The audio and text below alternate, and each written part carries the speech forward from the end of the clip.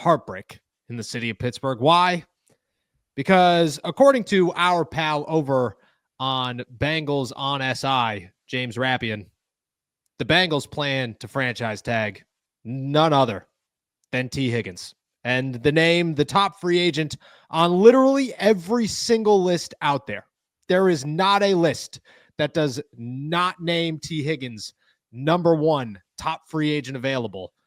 Well, they will all scratch them. And all those teams, the New England Patriots, who are ready to give up an arm and a leg to go get him, the Tennessee Titans have been linked to him, the Baltimore Ravens have been linked to him, and the Pittsburgh Steelers, well, they were pushed heavy. Where? On this show, by me, every single time. It's done. He remains in Cincinnati. He can't be happy about it, which sucks. Like, you got to feel bad for the guy that, I mean, I guess you got to feel bad for the guy that's about to make $25 million, but you got to feel bad that he's not getting the contract that he probably deserves. And you got to feel bad for teams like the Steelers and the Patriots that are sitting around like, I'll give you such a better home. I'll do it better than they could. And they just won't give him the opportunity. T. Higgins, the news broke. We both messaged each other at the same time and basically said the dream is dead. RIP to the T. Higgins hopes there. I mean, what was your thoughts? What was your reaction? And where do the Steelers go from here?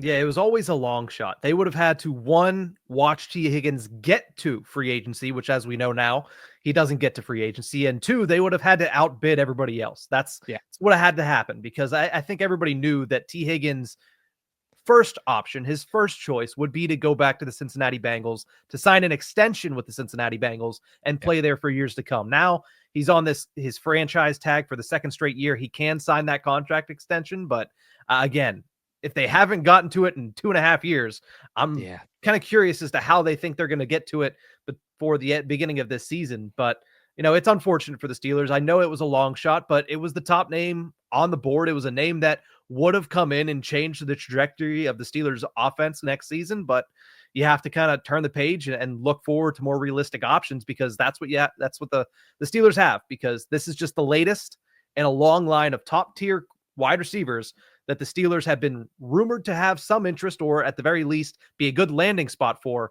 and just never materialized. Yep. I mean, it stinks. It's the end of it. I'll give you two names that right now, to me, become very strong options for the Steelers. Number one is Chris Godwin. The Steelers are going to look at it and go, all right, option one's gone. Who's number two? Because even if the Steelers knew realistically it was a long shot to get T. Higgins, it was going to be difficult, there's no way he was not number one on their board. And there's no way that they aren't kind of taking this personal and just say, all right, we got to go get number two. Like, we got to at least try to go get number two. We weren't even given the option to go try and get number one. And again, like, chances were probably small or at least thin. And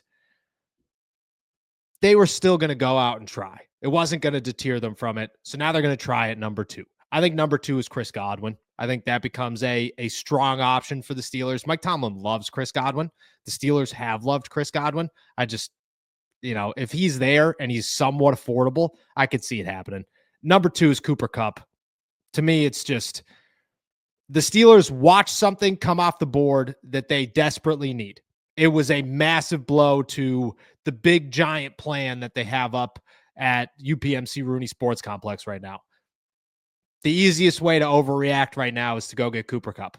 And I'm not saying they're going to, but I'm saying the easiest way to is to go get Cooper Kupp. And I wouldn't rule it out. I wouldn't rule out a Cooper Kupp trade where the Pittsburgh Steelers just go, yep, let's make it happen. I don't think that happens until after the NFL Combine, maybe during, but that's when they're going to talk. Omar Khan and whoever the GM is for the Los Angeles Rams are going to have conversations in Indianapolis. And if something emerges, awesome.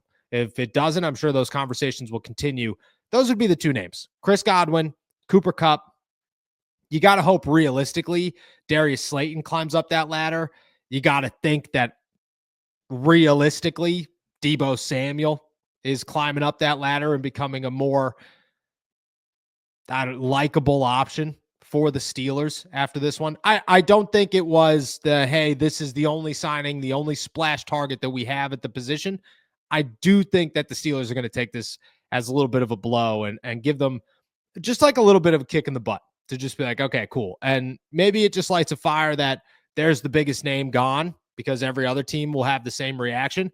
Maybe it leads to, we got to get something done. No waiting around. This is it. And I'm not saying that that's going to happen, but there's always the possibility when it comes to the Pittsburgh Steelers. You have a different name in mind.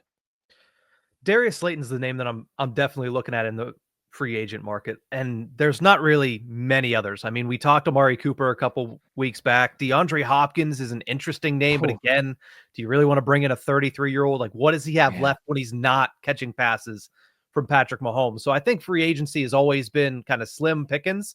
And I know that there's going to be people that are saying, well, why does this change anything? They should have known they weren't going to get T. Higgins. I'd imagine that they view free agency the same way that they view the draft. And you've been consistent in what you say about how they view the draft. They pick the first overall pick. They pick the second overall pick, not because they think they're going to fall, but because that's how they do their process. They put them in the order that they would put them in, and then they go from there. I would imagine they do the same thing for free agency, and everybody's 1.1 in free agency was T. Higgins. So with him off the board, there's not very many other names. There's certainly no names of that caliber. So I think that you start to look at number twos and who has been able to fit in as a number two, and also the age plays a big factor as well. That's why I think Darius Slayton is to me, the top of the list as of right now. And there's not very many other names. Cooper Kupp is up there as well. But like you mentioned, that's a trade piece, not a free agent piece.